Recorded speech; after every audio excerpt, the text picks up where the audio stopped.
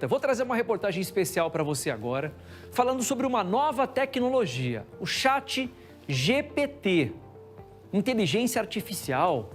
É bacana, né? Hoje os robôs falam com a gente. Opa, mas é aquele robô que a gente via nos Jetsons lá nos anos 80? Não, não é isso. A gente está falando de celulares que conversam com a gente. Quem que não dá um bom dia? Oi, Siri, eu quero ir para tal lugar. Hoje você fala com o teu telefone, você fala na caixinha do Google, você fala na caixinha lá da Alexa. A Ana Contato preparou sua reportagem porque está rolando muito essa conversa na escola, da molecada conversando, usando esse aplicativo para facilitar. O que a gente tem que deixar claro, né, Ana, é o seguinte, é para facilitar, mas não pode deixar a molecada preguiçosa em pesquisar, em estudar, em querer se capacitar, não é verdade? Pois é. Pá, eu vou ser honesta com você. Eu sou uma pessoa que as minhas amigas até me chamam de analógica, porque eu sou assim, para tecnologia eu sou uma negação. É por isso que eu tento pesquisar tanto sobre o assunto para entender, para não ficar para trás, né? E quando eu fiquei sabendo desse Chat GPT, eu falei, gente, o que é isso? Comecei a pesquisar, comecei a ler sobre o assunto e eu não vou mentir para você não, eu fiquei assustada.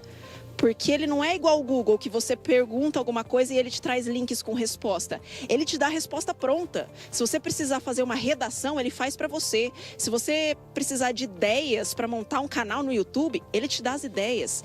Ele pode até começar a escrever matéria no meu lugar. Eu falei, gente, o que é isso? Que tecnologia é essa? E aí eu pensei, eu acho que essa tecnologia vai acabar interferindo nas escolas.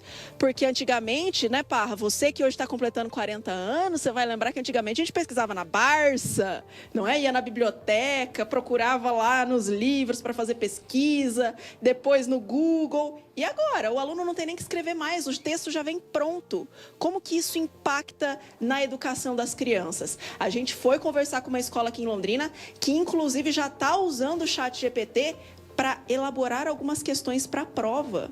Vamos acompanhar melhor para discutir esse assunto aí? Vamos assistir a reportagem.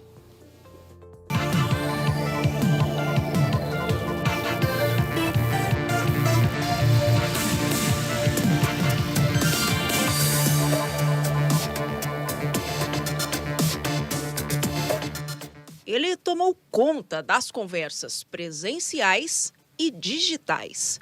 O Chat GPT foi lançado em novembro de 2022. Em 2 meses, já tinha mais de 100 milhões de usuários em todo o mundo. Mas, afinal de contas, o que é essa tecnologia que está dando o que falar? Já que o robô é interativo, vamos deixar que ele responda. Olá, eu sou o Chat, um modelo de linguagem desenvolvido pela OpenAI. Meu propósito é conversar com as pessoas e ajudá-las a encontrar respostas para suas perguntas e dúvidas. Eu posso fornecer informações sobre vários tópicos, desde dados e estatísticas até conselhos e opiniões. Além disso, posso aprender com as interações que tenho com as pessoas e me adaptar para melhor atendê-las. Então, como posso ajudar? De maneira simplificada, o Chat GPT pode servir para uma série de coisas. Desde uma pesquisa simples, que a gente já está acostumado a fazer no Google, por exemplo, até uma interação mais próxima, como se você estivesse conversando com um amigo e pedindo conselhos, por exemplo. A grande novidade é que o chat dá respostas originais e pode reescrever um texto sobre o mesmo tema de infinitas maneiras.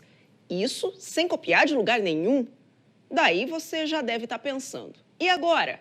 Como é que os professores vão saber que os trabalhos dos alunos foram feitos por eles mesmos? O ChatGPT, ele não trabalha por si só. Então ele precisa, mesmo sendo uma inteligência artificial, ele precisa de uma inteligência física por trás daquilo. Se eu peço algumas solicitações para o ChatGPT, e dependendo da solicitação que eu faço para ele, ele me devolve algo incorreto, algo que não supre aquela necessidade que eu solicitei para ele, então eu preciso intervir. A partir do momento que eu preciso intervir, eu estou agindo para construir aquele texto, aquela informação que ele está me dando. Então eu penso que, embora seja ele quem elabora o produto final, a construção teve a minha participação por trás disso. O Fernando é professor de cultura digital, uma disciplina nova, implantada nessa escola particular de Londrina em 2022. O intuito é justamente preparar os estudantes do ensino fundamental ao ensino médio para o mercado de trabalho na era da inteligência artificial. A ferramenta ChatGPT, quando eu começo a refletir sobre até que ponto eu posso utilizar o ChatGPT para a elaboração de um trabalho, eu começo a refletir sobre questões éticas, de informações verdadeiras, informações que não firam a dignidade humana.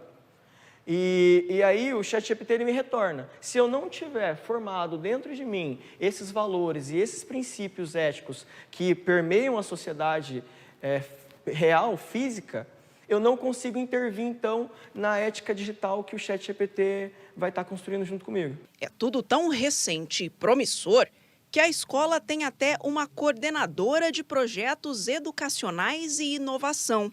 Ela é especialista em ensino de ciências e novas tecnologias e orienta alunos de 2 a 17 anos em programas de tecnologia. A educação digital hoje ela é extremamente importante porque a tecnologia digital ela está naturalmente na escola e a escola precisa olhar para isso e realmente oferecer aos professores, aos alunos, o que é ser um cidadão, né, ético digital hoje. A Janaína e o professor Fernando têm trabalhado em conjunto para desenvolver atividades que integrem os novos recursos tecnológicos como o ChatGPT à rotina em sala de aula.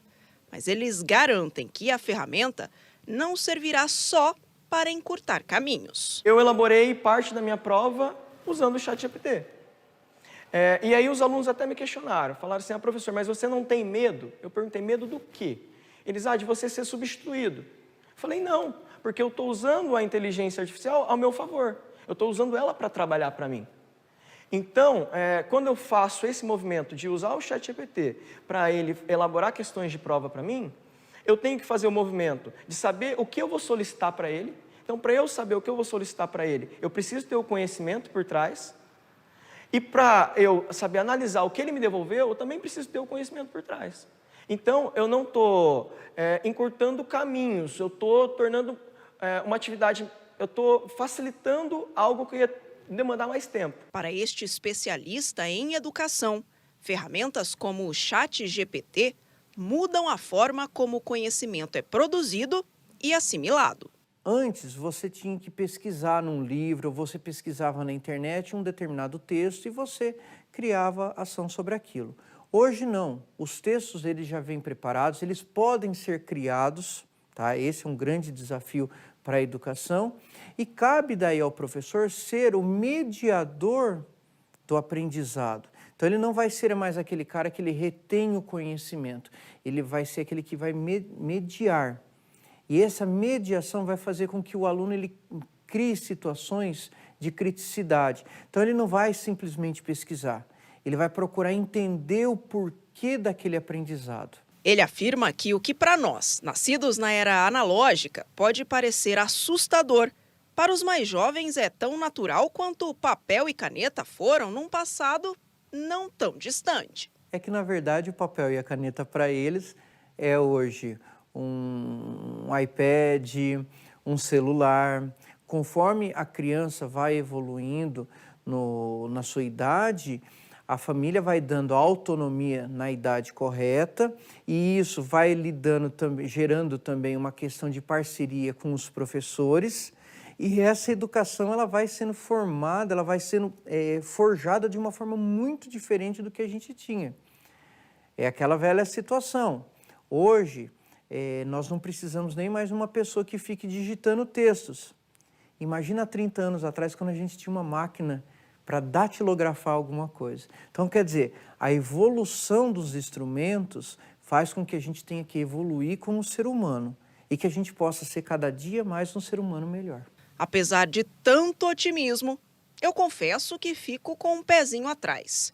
Resolvo provocar o chat e ele, que costuma responder tudo num piscar de olhos, demora para encontrar um argumento que me convença que não vai nos substituir.